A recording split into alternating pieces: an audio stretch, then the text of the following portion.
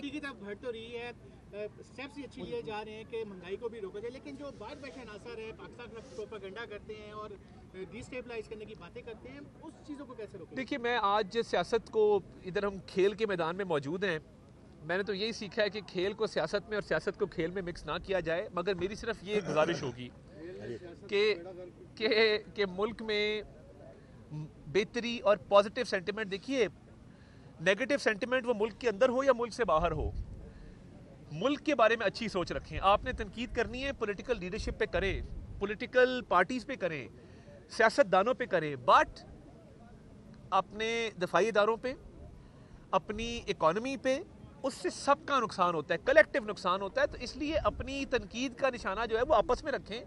और मैं समझता हूँ कि ये पॉजिटिव सेंटिमेंट को उभारने की ज़रूरत है। अब तो बानी चेयरमैन पीटीआई ने कह दिया कि इकॉनमी स्टेबलाइज होगी, तो पीछे क्या रह गया, बाहर बैठों को भी सीखना चाहिए। मिनिस्टर साहब, रज़ाक रोशनी से मैं ही पूछ रहा था कि आपने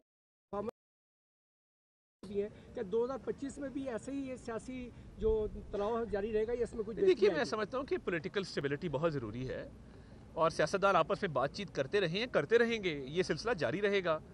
और मैं समझता हूँ कि 2025 जो है वो इंशाअल्लाह ताला पॉलिटिकल स्टेबिलिटी का साल होगा और आपस में मेल मिलाप से, बातचीत से कई रास्ते खुलते हैं, तो ये भी पॉजिटिव चीज़ है। जी राशिद भाई, मुज़ाकरात का जो मैच चल रहा है पीटीआई और हुकूमत के दरमियान, इसमें आप किसको कामयाब? देखिए, मैं समझता हूँ कि वो मुज़ाकराती कमेटीज़ आपस में बातचीत कर रही हैं।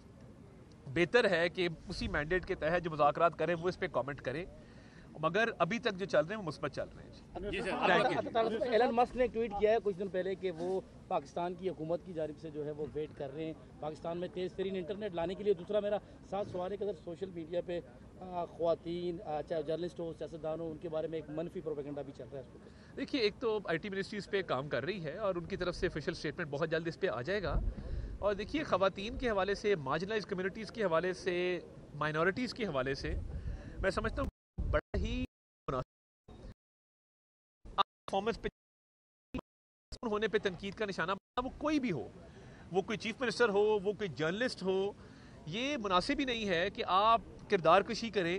और देखिए, उसमें किरदार कशी करने तो बहुत कुछ है कहने को, मगर हमारी ये तरीक़ेकार नहीं है। और हम चाहते हैं कि ख़वातीन वो जिस भी पार्टी से हों, उनके लिए एक इज़्ज़त वक़ार का मकाम हो। पाकिस्तानी ये जाने जाते हैं कि माँ बहन बेटी की इज़्ज़त करना हम जानते हैं।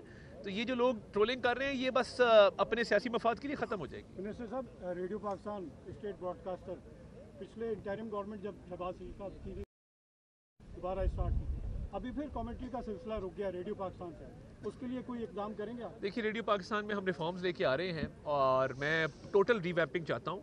आपने देखा कि PTV की हमने रिवैम्पिंग की, उसमें हम प्राइवेट सेक्टर से एंकर्स लेके आए और कोशिश की कि स्पेस सबको मिले। अभी भी PTV के ऊपर जो एनालिस्ट बैठते हैं, नहीं देखा जाता कि वो क्या बात करते हैं, किस आइडियोलॉजी से उनका ताल्लुक है।